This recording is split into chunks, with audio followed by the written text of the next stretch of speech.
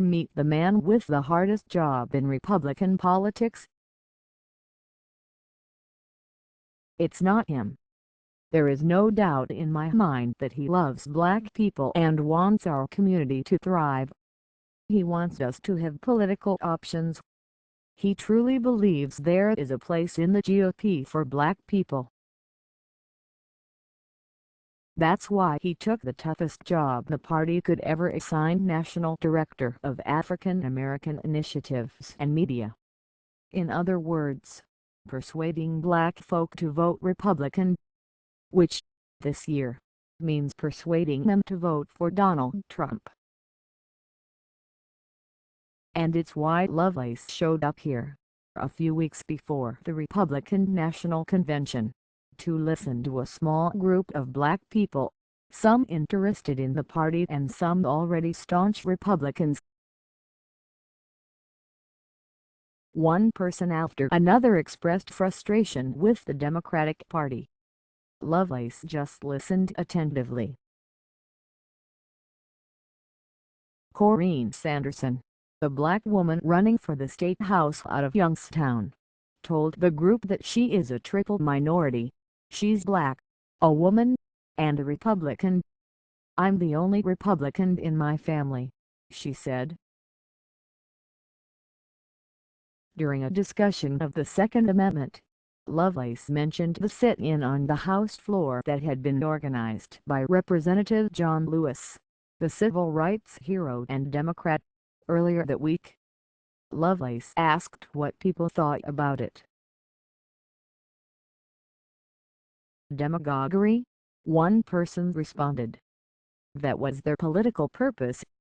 Another called it a foolish stunt. The organizers of the gathering were local Christian leaders, a key group Lovelace wants to target during his outreach. Thing is, most black people don't agree with the small group who gathered under the tent that afternoon. More than 82% of black Americans support the federal database on gun sales, and 56% believe gun ownership puts people's safety at risk, according to the Pew Research Center. This is what Lovelace is up against. Most black Americans have a cultural relationship with Christianity, for example, but that has not historically translated into their voting Republican. That is why I think Lovelace is set up to fail.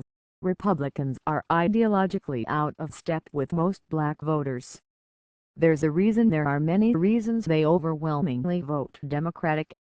Only 5% of black Americans identify as Republican. But Lovelace doesn't agree with my assessment of his efforts. To him, black folks simply don't know the Republican Party. A lot of African Americans just don't know, he told me in our car ride from Youngstown. What is a black Republican? I know there have been several times.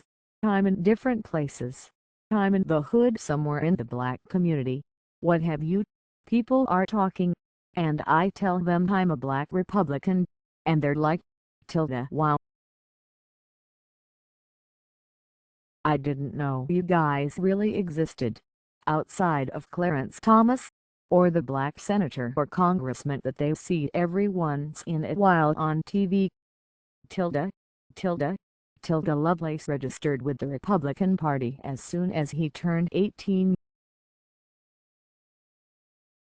The native of Washington, D.C., he said his parents, whom he described as Reagan Democrats, informed his conservative political views.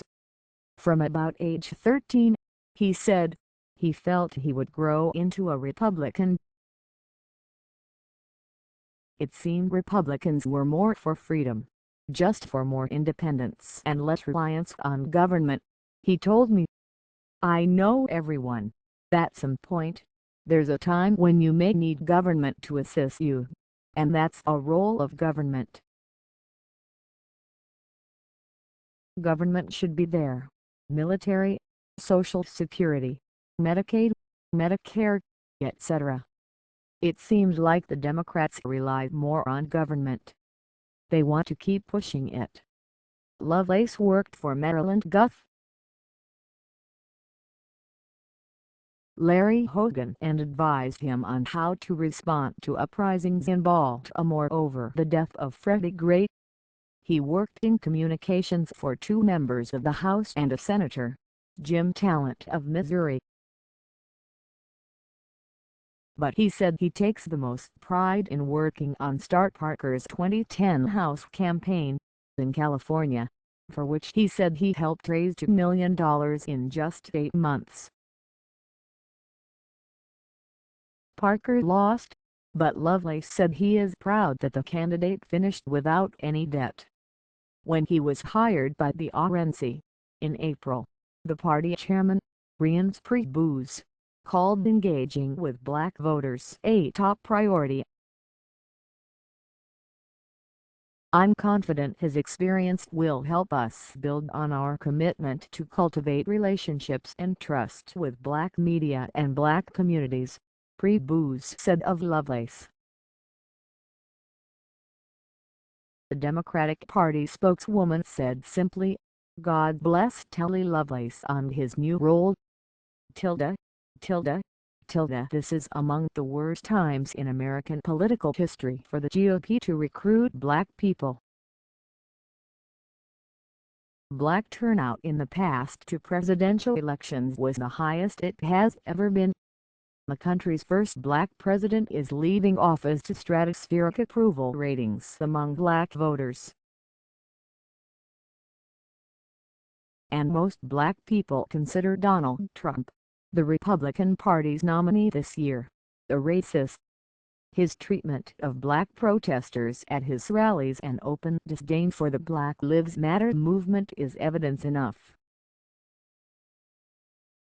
In Ohio and Pennsylvania, Trump is polling at 0% with black voters. But when I asked Lovelace whether he believes Trump's candidacy makes his job harder, he said no. In fact, he said he doesn't even think Trump is racist. "If I thought he was a racist, I wouldn't be at the RNC," he told me. "I think there are some people who are a little older, and they have their way of talking to people, addressing people and so forth. They're just kind of stuck in their ways." He's calling one person "my African Americans," the blacks. That's the way he talks. Again, it's that tone. Our next meeting took us to a Gimme Java Coffee, a black-owned shop in Shaker Heights, just outside Cleveland. Brian Barnes, co-director of African American Initiatives for the Ohio Republican Party, was leading the session on how Republicans can recruit more black people into their ranks. Most people in attendance were registered Republicans and black. Again, Lovelace sat in the back and listened. That's his style. He'll ask questions for clarity, but, generally, he just lets everyone know he is there to help. The crowd was mostly older black women, the demographic that Democrats have on lock, and who supported Hillary Clinton over Bernie Sanders this primary season in huge numbers. I spoke with some of them about Trump and got mixed responses. Laverne Jones-Gore said she voting for him and pushed back against my assertions that he is racist. "Why do you think that?" she asked me. "Why?" Deanna Taylor, however, said Trump's racial rhetoric makes her feel very uncomfortable, and she's not sure how she will vote in November. "I'm on the fence now," Taylor told me. "This close to the election, I'm usually clear about who I want to vote for." Taylor was a lifetime Democrat until 2010. when she switched to the GOP. Still, in 2012, she voted for President Obama. I asked another black Republican woman in the room whether she voted for Obama in 2008 and 2012. Who I vote for is my own personal business. But I'll tell you one thing, I voted on the right side of history, she told me. This was not a good sign. Leah Wright Girl, an expert on black Republican politics at the Kennedy School of Government at Harvard, told me that black Republican women are more likely to go against their party and vote Democratic than any other racial group. She said that while Trump may have black women like Omarosa Manigault, the Trump advisor and former Apprentice contestant, and spokeswoman Katrina Pearson advocating for him, most of their views are out of step with what most black women believe. It's definitely important for Telly to talk to black women, but what motivates them is having a sense that the Republican Party either cares or does not care about their community, Rieger said. This is an incredibly difficult year to motivate for the Republican Party when you have a figure like Donald Trump as the nominee. The following Sunday, Lovelace sat in a 10 a.m. Bible study class with Pastor John A. Twimont at Blessed Hope Missionary Baptist Church, in Cleveland. After his service, he told Lovelace that he considers himself an independent, but that most of his congregation would consider themselves Democrats. While he does agree with Republicans on socially conservative issues like reproductive rights and marriage, which he feels should be between a man and a woman, he has problems with how the party views welfare. A lot of times, people not welfare, but welfare is a biblical principle, Twimont said. The Bible talks about the fact that when they had a field, they were supposed to section off the corners of the field for the poor. And the poor could come in and gather their own corn. It was sectioned off for them purposefully because they could not afford to eat.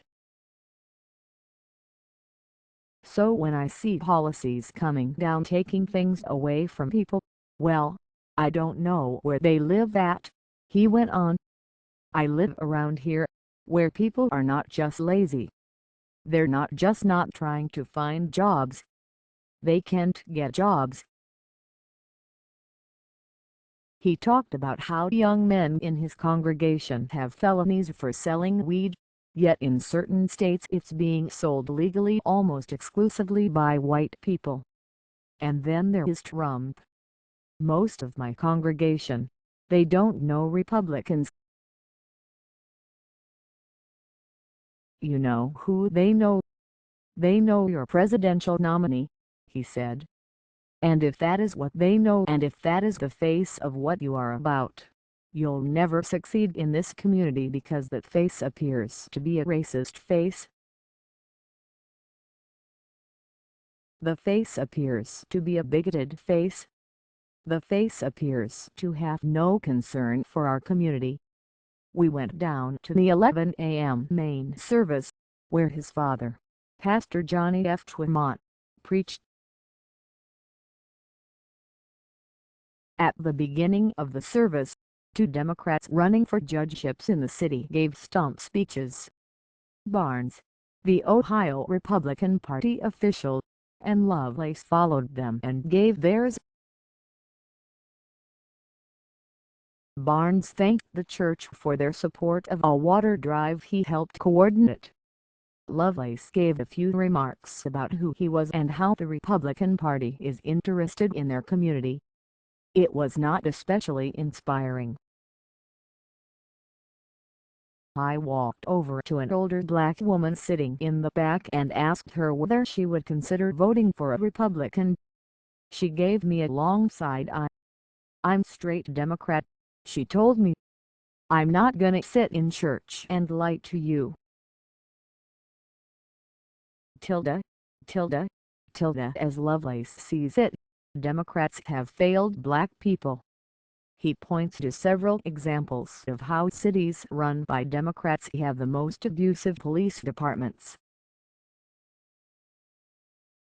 Economically, black people trail their fellow white citizens in essentially every category. Democrats aren't doing nearly enough to reverse this reality, he feels.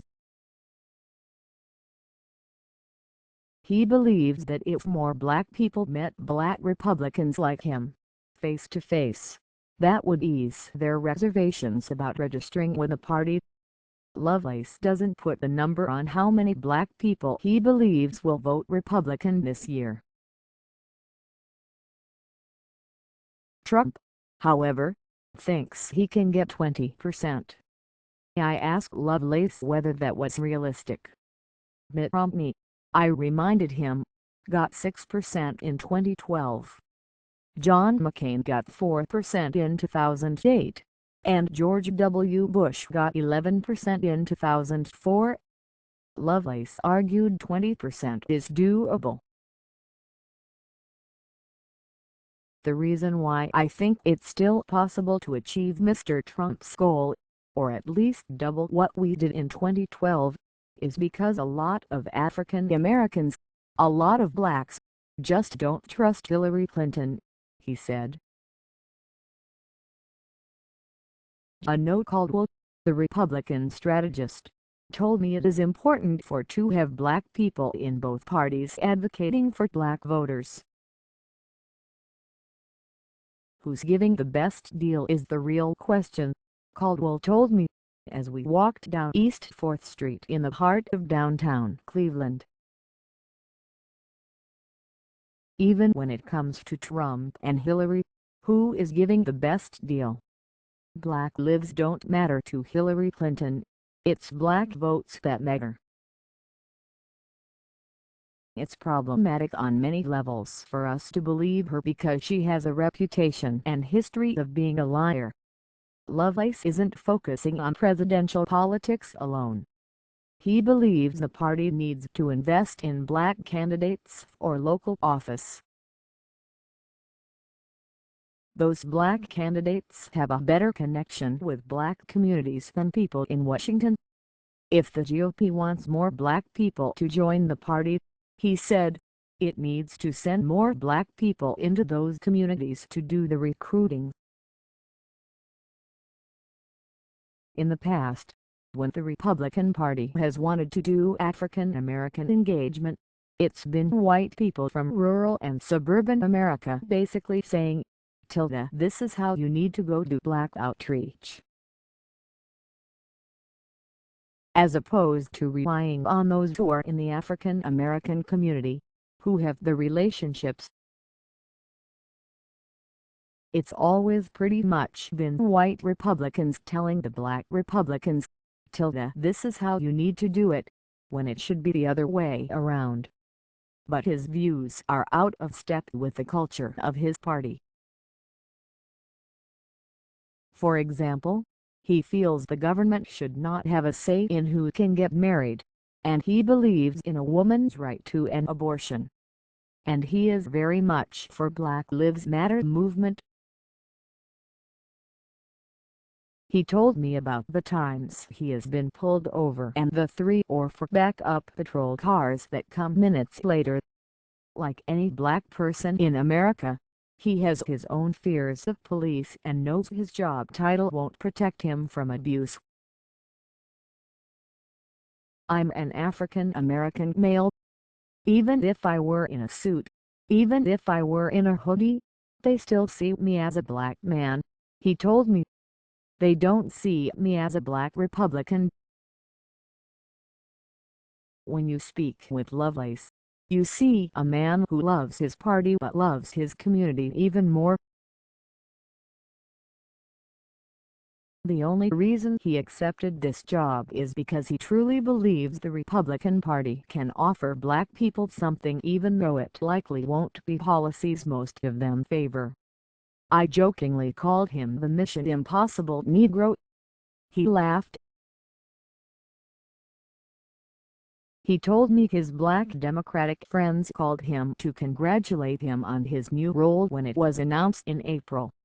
As Lovelace sees it, he and his Democratic colleagues aren't foes. They are in this for the betterment of their people. That is why he is doing this work. At the end of the day, we're all African Americans first, he said. We're all black, regardless of Democrat, Republican, whatever the label is. We are all African American first. As long as they understand, even though we're on the Republican side, we want to do what is best for our community and for our people. That is the #1 goal.